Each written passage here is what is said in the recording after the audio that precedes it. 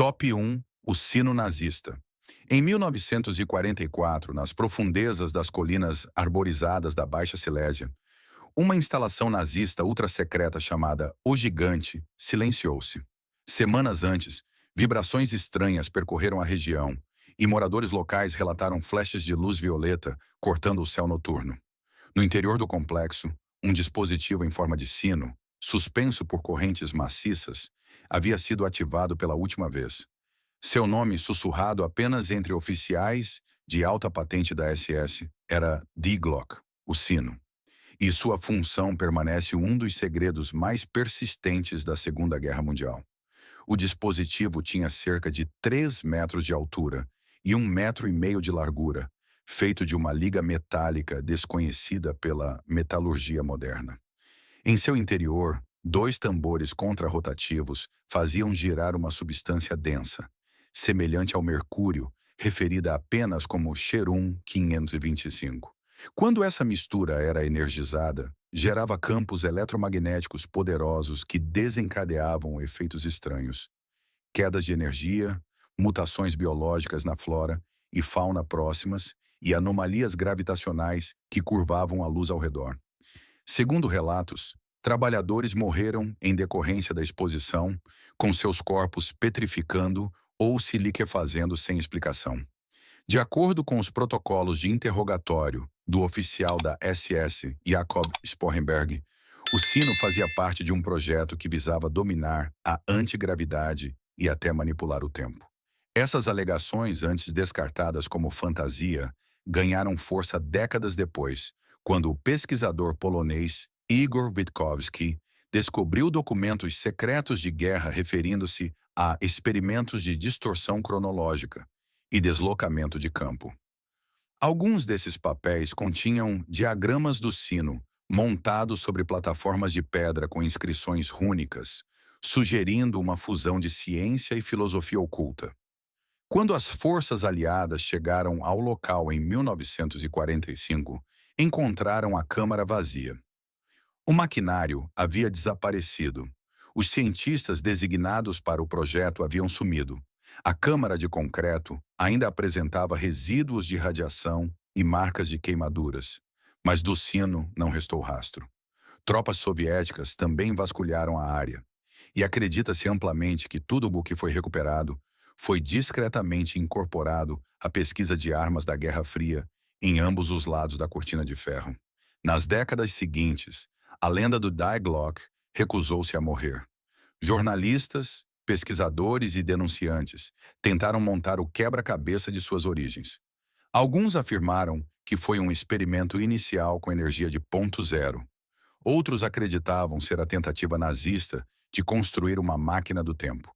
Imagens de satélite dos anos 1990 revelaram uma estrutura de concreto maciça chamada The Henge na região. Um anel de colunas que se acredita ter sustentado o sino durante os testes. Nenhuma autoridade oficial confirmou o propósito do local. Se o sino realmente funcionou, então o Terceiro Reich talvez estivesse mais perto de decifrar tecnologias de propulsão, consideradas impossíveis hoje, do que qualquer outro governo. Seu desaparecimento alimenta mais do que sua existência a suspeita contínua de que o sino não foi destruído, mas escondido. Seja enterrado sob segredos oficiais ou levado para outra parte do mundo, o sino permanece um símbolo de um futuro que foi manipulado e depois ocultado. Top 2. O dispositivo de visão magnética. Nos últimos meses de 1943, um grupo de engenheiros da SS revelou um protótipo como nenhum outro nas profundezas de um laboratório rigidamente vigiado, perto de Nordhausen. Não era uma arma, nem um dispositivo de comunicação, mas algo muito mais perturbador. O objeto assemelhava-se a um telescópio, exceto pelo fato de suas lentes serem feitas de um material cristalino preto e sua estrutura ser envolvida por anéis magnéticos rotativos. O projeto levava um nome que apareceu apenas uma vez nos arquivos alemães: Projeto Serra-Chividente. De acordo com um relatório de campo soviético fragmentado, descoberto na década de 1970, o dispositivo foi encontrado por tropas do Exército Vermelho durante a captura de um comboio ferroviário secreto. Estava guardado em uma caixa revestida de chumbo, rotulada apenas com a águia nazista e um número de série criptografado. Testado em condições controladas, o dispositivo não emitia luz nem produzia imagens. No entanto, quando aproximado de recipientes metálicos selados, revelava estruturas internas, engrenagens, fios, até mesmo escritas em superfícies ocultas. Ele podia ver através do aço. Investigações posteriores feitas por cientistas soviéticos em uma instalação secreta perto de Lubyanka sugeriram que o dispositivo operava sob um princípio desconhecido pela óptica moderna. Em vez de depender da refração da luz, ele utilizava campos magnéticos rigidamente modulados que interagiam com materiais em nível molecular, permitindo ao observador olhar através de objetos densos como se fossem transparentes. Alguns especularam que ele funcionava detectando mudanças na resistência eletromagnética e traduzindo-as em feedback visual através do núcleo cristalino. A tecnologia era incomparável a qualquer coisa existente. Ao ser desmontado, o sistema de lentes internas desintegrou-se em pó ao contato com o ar. Restou apenas um único anel magnético sobrevivente, mas sua composição de liga não pôde ser replicada. Engenheiros soviéticos tentaram por quase uma década recriar o dispositivo por meio de engenharia reversa, antes de abandonarem o projeto completamente. Nenhum relatório público sobre o projeto Seher foi jamais lançado. Não existe patente. Os cientistas alemães originais envolvidos desapareceram ou foram absorvidos pelos programas aliados do pós-guerra. Em 1984, um ex-físico da Alemanha Oriental deu uma entrevista de rádio na qual descreveu um periscópio nazista capaz de penetrar blindagens sem radiação. A gravação foi retirada do ar em 24 horas e nunca mais se ouviu falar do físico. O que resta é uma pergunta inquietante. Como um regime em colapso, cercado por todos os lados, pôde fabricar um dispositivo que nenhuma nação moderna reproduziu? Poderia tal ferramenta, em mãos erradas, ser usada não para descoberta, mas para vigilância, controle ou eliminação direcionada? Se o projeto Seher foi real, isso significa que as fronteiras da percepção humana foram rompidas há muito tempo. E alguém garantiu que essa visão nos fosse tirada novamente. Top 3. O gerador de frio, em fevereiro de 1945, enquanto as tropas aliadas se aproximavam, engenheiros da SS em uma instalação coberta de neve nos arredores de Praga preparavam-se para a evacuação. Entre os itens cuja retirada era prioridade, não estava uma arma nem um sistema de comunicação, mas sim um dispositivo cilíndrico selado, guardado em um cofre refrigerado. Seu nome estava marcado apenas com letras vermelhas em estêncil. Keltenlag 27, o gerador de frio. De acordo com fragmentos de registros da resistência tcheca, ele era o coração de um programa experimental para gerar energia limpa e contínua, sem combustível ou calor. Ao contrário dos motores convencionais da época, o gerador de frio operava em silêncio absoluto. Seu núcleo abrigava um fluido magnético em uma câmara pressurizada, cercado por anéis rotativos que induziam uma corrente elétrica através de campos eletromagnéticos alternados. Segundo relatos, a máquina não emitia gases de escape, não necessitava de combustão e permanecia gelada mesmo em potência máxima. Um engenheiro tcheco que desertou após a guerra descreveu a sensação de estar perto dele como se fosse passar por uma geleira na escuridão total, onde o próprio ar parece encolher. Combatentes da resistência que invadiram o local pouco antes de sua desativação relataram quedas massivas de temperatura, com as paredes cobertas de gelo, apesar dos sistemas de aquecimento ativos. Instrumentos próximos falharam. Baterias descarregaram instantaneamente. Quando tentaram desmontar a unidade, o efeito de resfriamento intensificou-se, forçando-os a fugir. Em poucos dias, a instalação foi esvaziada e destruída pelas tropas alemãs em retirada. Nenhum equipamento foi recuperado. Em 2003, um pacote selado de notas técnicas alemãs da época da guerra surgiu em um leilão em Zurique. Nele havia um esquema rotulado Câmara de Inversão Magnética, que correspondia às descrições do invólucro interno do gerador de frio. Continha detalhes sobre uma câmara de oscilação para manipular a entropia magnética, uma ideia que só foi formalmente introduzida na ciência ocidental décadas depois.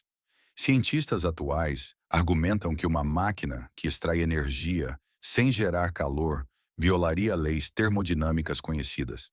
No entanto, em orçamentos para projetos secretos do pós-guerra, especialmente em laboratórios de campos soviéticos e americanos de pesquisa de energia de ponto zero, surgem referências esporádicas a tecnologias semelhantes. O gerador de frio nunca é citado pelo nome, mas os diagramas parecem, em princípio, quase idênticos. Nenhuma instituição estabelecida reconhece sua existência. Nenhum museu possui suas peças. O próprio nome não aparece em nenhum arquivo oficial nazista ou aliado. No entanto, restam fragmentos insuficientes para sugerir que tal dispositivo possa ter funcionado. Ou pelo menos, chegou assustadoramente perto disso. Caso tenha funcionado, as implicações seriam impressionantes. Uma fonte de energia que não requer combustível, não produz resíduos e opera silenciosamente poderia ter transformado o mundo. Mas talvez esse fosse exatamente o problema. Talvez nunca devesse ser compartilhado. Talvez não tenha sido destruído, mas escondido por aqueles que temiam o que ele aniquilaria. Top 4A Arma Sônica de Paralisia.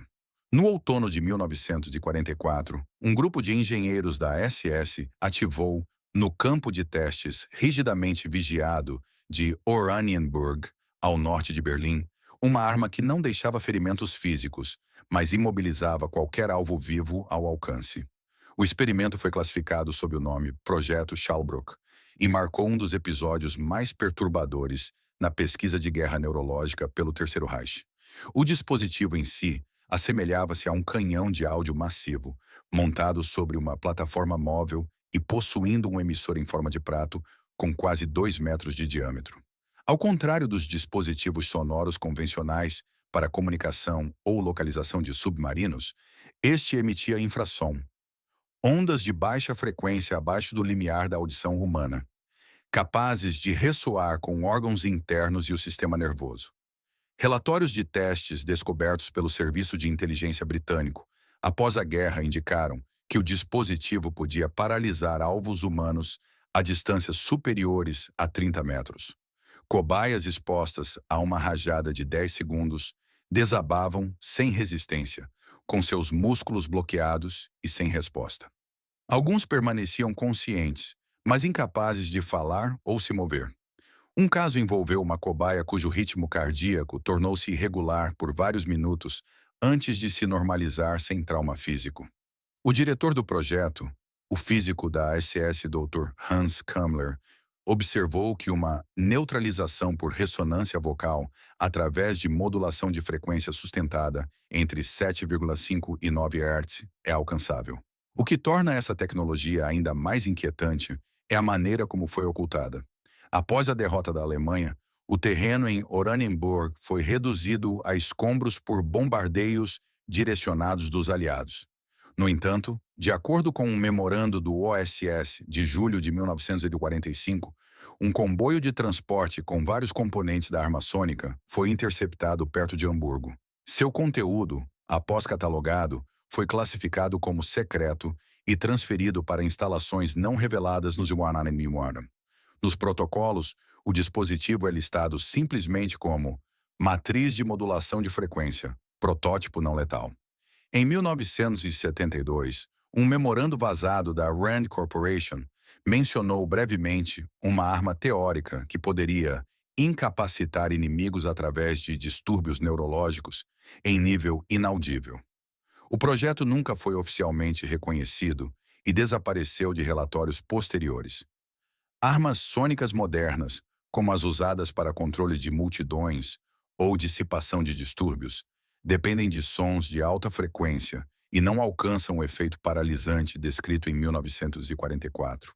Nenhum sistema conhecido hoje pode paralisar um alvo sem contato, sem dor e sem deixar rastros. O silêncio em torno do projeto Schallbrook é revelador.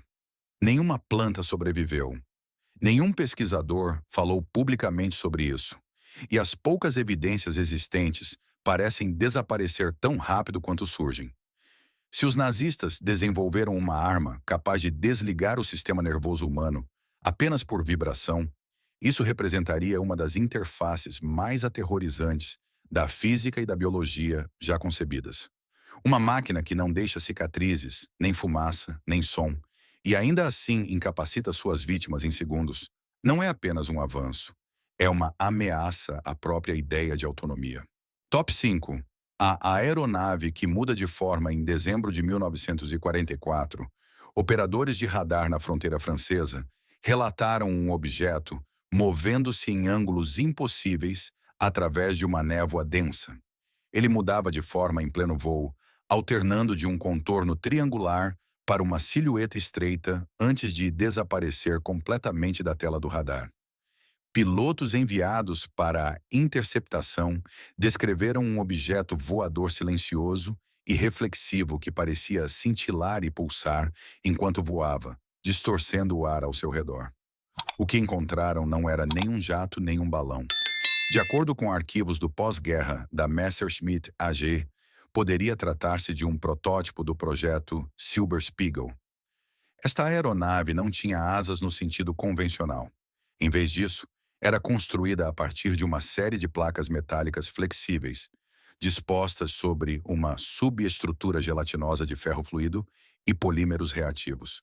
Sistemas internos permitiam que a fuselagem da aeronave alterasse sua forma em resposta a mudanças de velocidade, pressão e trajetória. O propósito não era apenas adaptabilidade aerodinâmica, mas também invisibilidade ao radar e decepção visual. A pele externa foi projetada para dobrar e refratar a luz, o que, vista de baixo, lhe dava a aparência de metal líquido. Memorandos técnicos assinados pelo Dr. Klaus Berger, um importante aerodinamicista da Messerschmitt, descrevem um sistema de propulsão que utilizava uma turbina magnética interna em vez de querosene. Esta turbina estava conectada a um arranjo de bobinas estabilizadoras de campo, que gerava sustentação sem combustão, eliminando rastros de exaustão e assinaturas acústicas. Não era apenas a forma da aeronave que mudava durante o voo. Sua interação com a gravidade também parecia oscilar. Disse que um protótipo realizou 2 voos de teste bem-sucedidos antes de desaparecer durante um terceiro voo. Nenhum destroço foi recuperado. Testemunhas de uma cidade próxima afirmaram ter visto um flash de luz azulada no céu, seguido de silêncio absoluto. O evento foi registrado como falha de sistema, mas uma causa formal nunca foi determinada. Quando as forças aliadas chegaram ao hangar subterrâneo em Augsburgo, onde a aeronave havia sido desenvolvida, encontraram a instalação inundada e preparada com explosivos. Uma única seção da fuselagem permaneceu intacta, mas sua pele externa havia se decomposto em uma substância gelatinosa que desafiava qualquer análise. Amostras foram coletadas por cientistas americanos e enviadas para Wright Field, em Ohio, onde foram classificadas como materiais compostos avançados não identificáveis. Nenhuma amostra foi jamais mostrada ao público. Na aviação moderna, nenhuma nação conseguiu construir uma aeronave capaz de mudar sua forma durante o voo sem abas mecânicas ou dobradiças. Embora experimentos em engenharia biomimética estejam em andamento, nada se compara às descrições nos documentos alemães originais.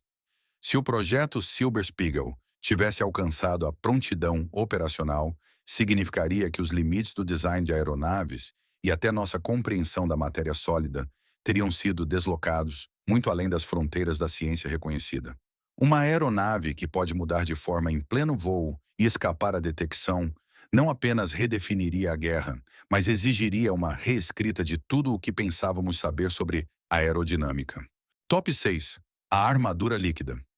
Na primavera de 1945, enquanto as forças aliadas avançavam sobre o centro da Alemanha, um obscuro laboratório de materiais perto da cidade de Blankenberg foi evacuado às pressas. No interior, engenheiros sob jurisdição da SS haviam testado uma forma revolucionária de proteção pessoal.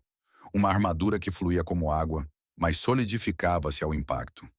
Internamente referida como Projeto Haustal ou Hautstahl, pele de aço, o material representava uma ruptura radical com as blindagens metálicas e compostos rígidos. Em um memorando recuperado, foi descrito como uma membrana fluida reativa para conversão de choque. Relatos de prisioneiros tchecos forçados a limpar o laboratório diziam que guardas em trajes experimentais pretos com um brilho cinza escuro realizavam exercícios de movimento estranhos em câmaras de impacto. Quando atingidos por projéteis de borracha ou pesos pesados, os trajes emitiam uma vibração aguda e retornavam ao seu estado líquido em segundos. A superfície brilhava como óleo, mas em testes de pressão resistia à penetração com uma eficiência que rivalizava com o aço. Um relatório de campo da SS observou a defesa bem-sucedida contra projéteis de pequeno calibre a queima-roupa sem ferimentos ao usuário.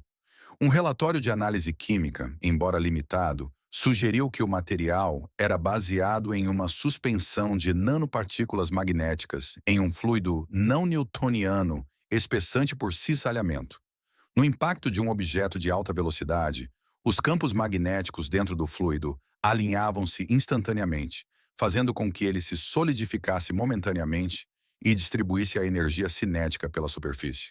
Assim que o impacto cessava, as partículas retornavam a um estado desordenado, tornando o fluido flexível novamente. Quando as tropas aliadas chegaram à instalação, encontraram apenas cubas vazias e uma única luva blindada fundida à parede de um laboratório. De acordo com um resumo secreto do OSS, de agosto de 1945, o composto ativo da armadura havia se decomposto durante o armazenamento, e as tentativas de reproduzi-lo falharam devido ao comportamento coloidal instável em aditivos pós-sintéticos. Nenhum traje completo foi recuperado. Por décadas, o conceito de armadura líquida foi considerado teórico, até que pesquisadores de defesa britânicos anunciaram em 2006 o desenvolvimento de um tecido espessante por cisalhamento para melhorar coletes de Kevlar. A comunidade científica celebrou isso como revolucionário.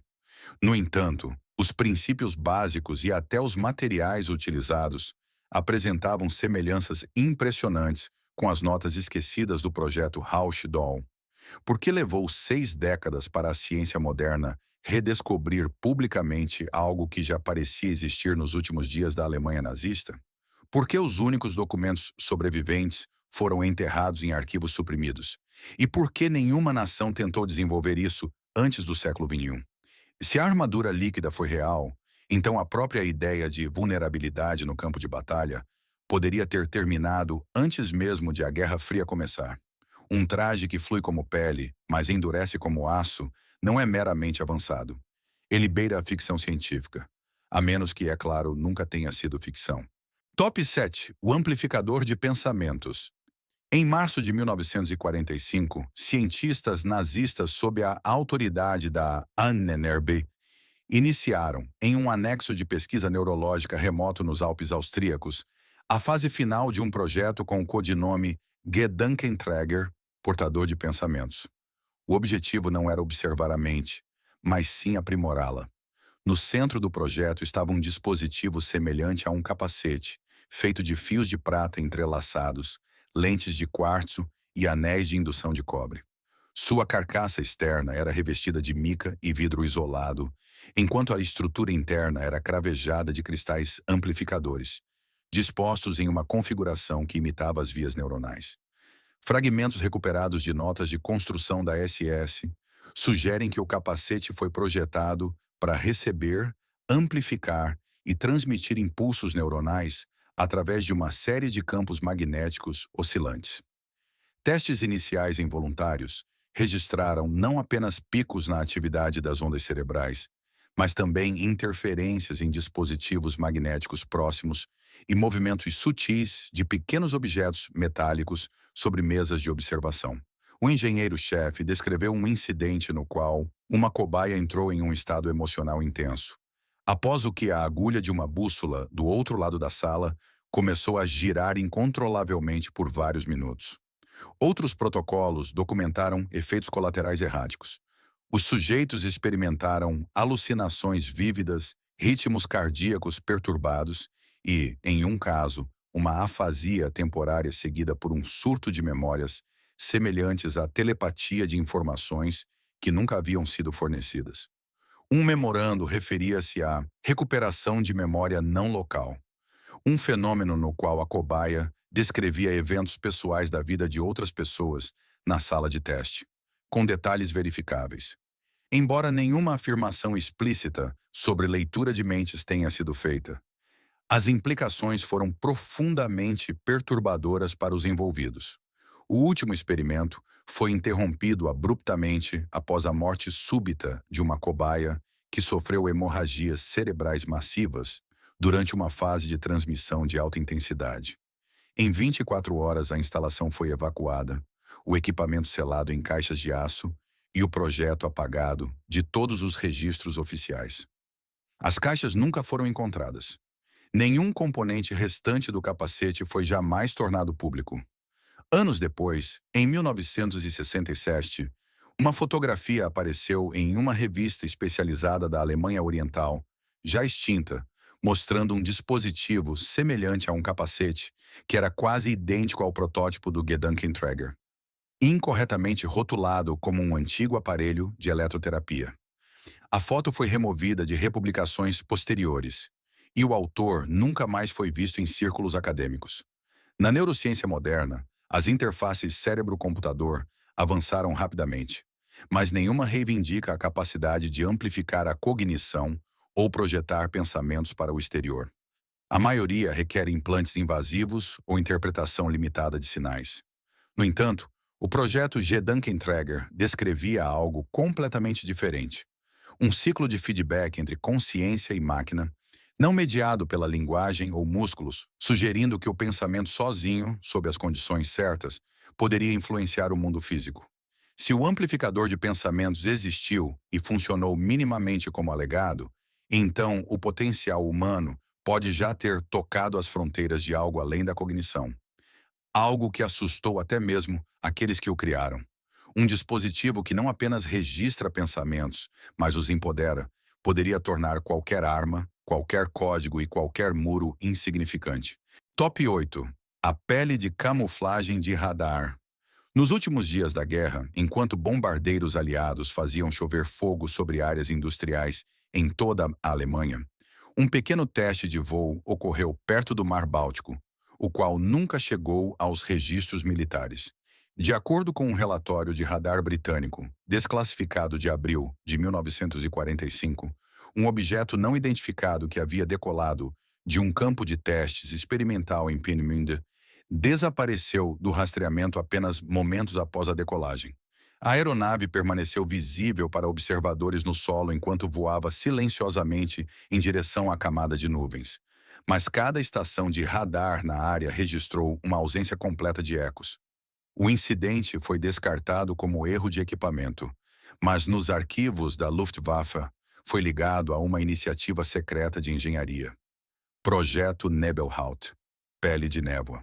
O coração deste projeto era um material de superfície revolucionário, projetado para absorver e dispersar ondas eletromagnéticas. O revestimento consistia em um polímero infundido com carbono, misturado com partículas de ferro em escala nanométrica e estruturado em um padrão geométrico preciso na pele externa da aeronave. Em vez de refletir sinais de radar como as superfícies convencionais, a Nebelhaut os absorvia e transformava a energia em uma emissão inofensiva de calor, tornando a aeronave praticamente invisível aos sistemas de detecção. Engenheiros de teste alemães desenvolveram um processo de laminação, onde esses compostos eram incorporados diretamente na linha de moldagem externa da aeronave. De acordo com uma folha de dados técnicos encontrada décadas depois em uma coleção particular, o material podia ser eletricamente carregado para ajustar seu índice de refração em tempo real. Esta função permitia que a aeronave se adaptasse não apenas a diferentes frequências de radar, mas também a condições ambientais como umidade e temperatura, mantendo uma visibilidade próxima de zero em várias bandas de detecção. O projeto alcançou o teste operacional apenas uma única vez antes de a instalação ser tomada pelo avanço das tropas soviéticas. Os protótipos e engenheiros foram evacuados sob ordens da divisão científica da SS. Quando as forças aliadas finalmente chegaram, encontraram os hangares queimados, as câmaras de teste inundadas e nenhum rastro da Nebelhaut ou da aeronave que ela cobria. Após a guerra, equipes de inteligência militar americanas relataram um aumento dramático na pesquisa de orçamento negro para a evasão de radar. Memorandos internos do início dos anos 1950 referiam-se a materiais eletromagnéticos herdados de teatros de guerra orientais, sem mais esclarecimentos. Quando o F-117 Nighthawk foi revelado nos anos 1980, foi celebrado como uma maravilha da engenharia furtiva moderna. Mas os princípios fundamentais apresentavam semelhanças sinistras com os materiais descritos no projeto Nebelhaut. Ninguém jamais os conectou publicamente.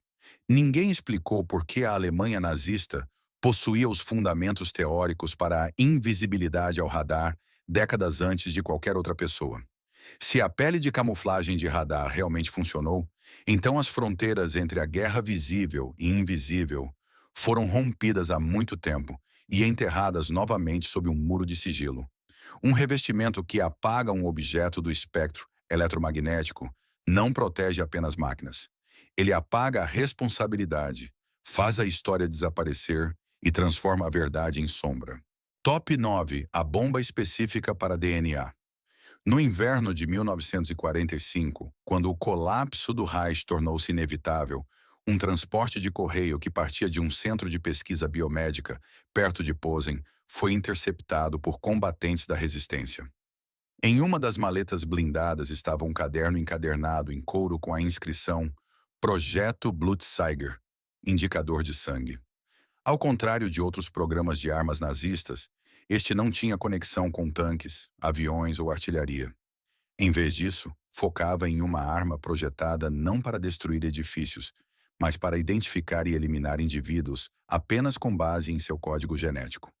Os documentos recuperados esboçavam um projeto sob a divisão de eugenia da SS, em colaboração com uma equipe de biólogos moleculares recrutados de universidades alemãs.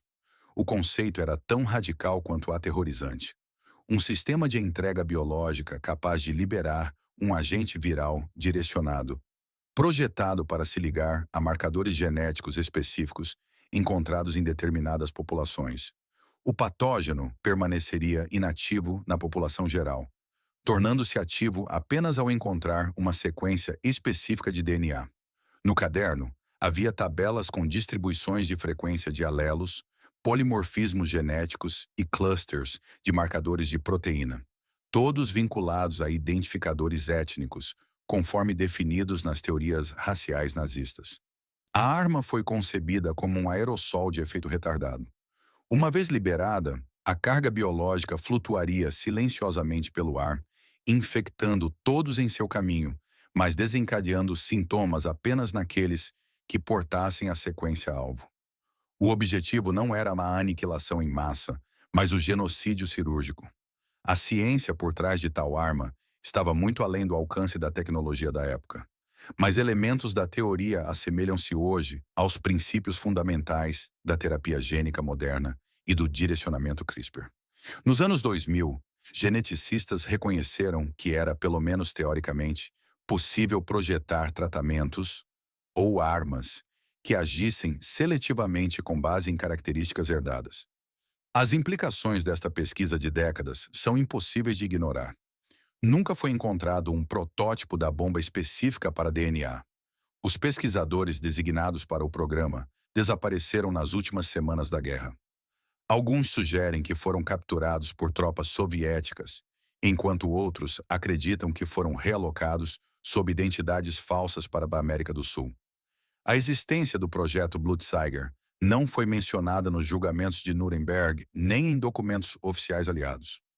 No entanto, o caderno, que hoje se encontra em um arquivo particular, foi verificado como autêntico através de análise de caligrafia e referências cruzadas internas com pessoal nazista conhecido. Se a bomba específica para DNA alguma vez passou do estágio teórico, ela representa uma aplicação moralmente mais repugnante da ciência na história registrada. Uma arma projetada não apenas para matar, mas para decidir quem merece viver, com base em códigos invisíveis escritos em suas células. A verdade assustadora é que tal arma pode ter estado mais perto da conclusão do que o mundo jamais soube. E talvez seja por isso que sua memória foi suprimida. Não porque falhou, mas porque teve sucesso. Top 10. O trem subterrâneo de mergulho. Nos últimos meses caóticos da guerra, a inteligência aliada descobriu, sob o terreno acidentado das Montanhas da Coruja, Eulengebirge, no sudoeste da Polônia, sinais de uma vasta rede de construção subterrânea chamada Projeto Rise. A maioria considerava-o um abrigo antiaéreo ou um depósito de armas. No entanto, enterrados mais profundamente do que qualquer instalação conhecida, jaziam túneis curvos revestidos, não com concreto, mas com um composto cerâmico liso, entremeado por bobinas de cobre e relés eletromagnéticos. De acordo com um relatório de campo suprimido do OSS de maio de 1945, esta infraestrutura oculta não fora construída para pessoas a pé. Fora projetada para um veículo que se movia sem rodas, sem trilhos e sem ruído. Plantas alemãs, descobertas em um cofre selado sob um centro logístico da STS, nas proximidades, designavam este programa como Projeto Unterstrombahn, via de corrente subterrânea. No centro do projeto estava uma cápsula de transporte experimental, semelhante a um torpedo, construída para deslizar através de um túnel selado a vácuo por meio de aceleração magnética linear.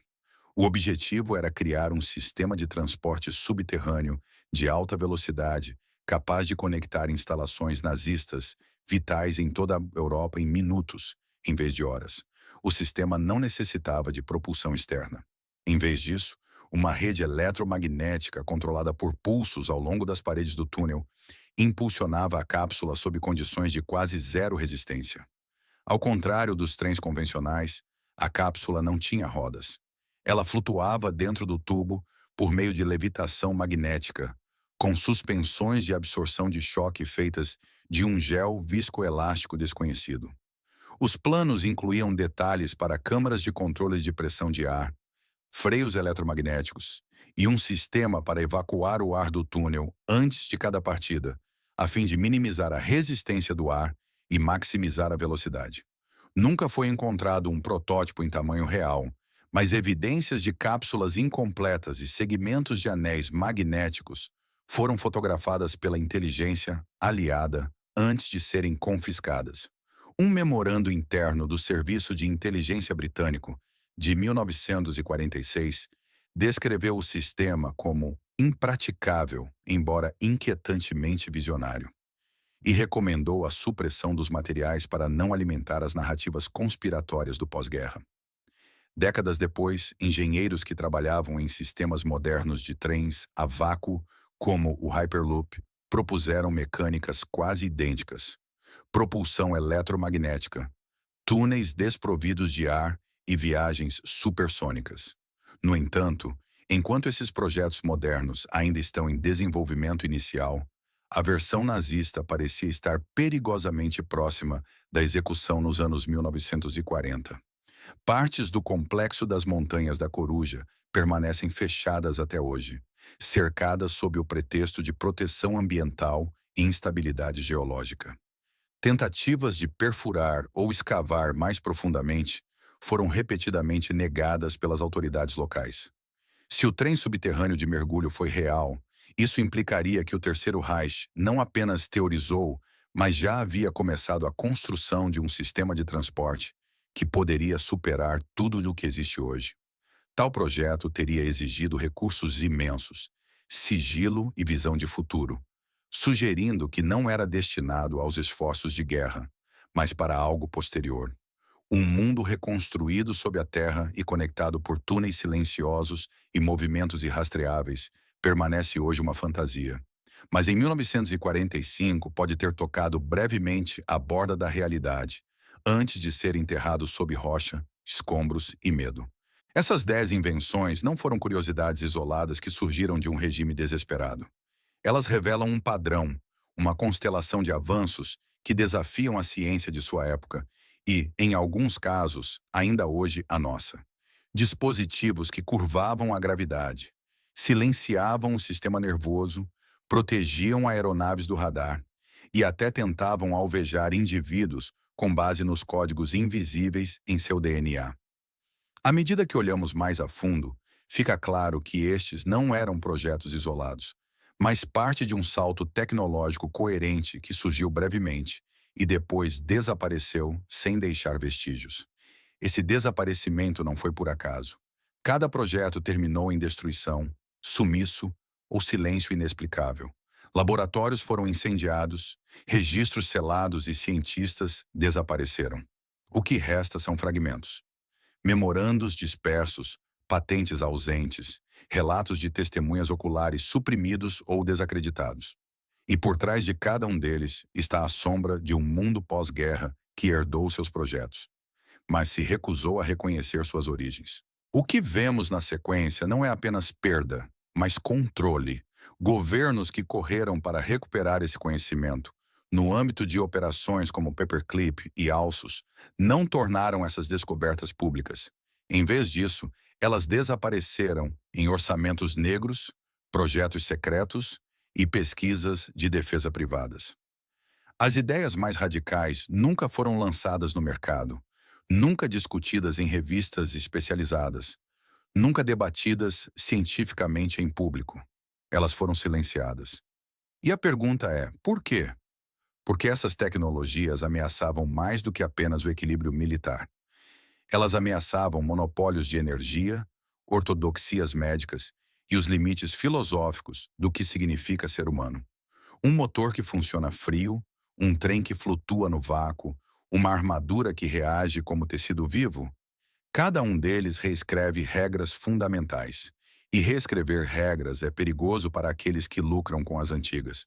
O custo dessa supressão não é apenas histórico, é geracional. Cada ano que essas descobertas permanecem enterradas é um ano que perdemos em estagnação, em sistemas que priorizam o segredo sobre o progresso.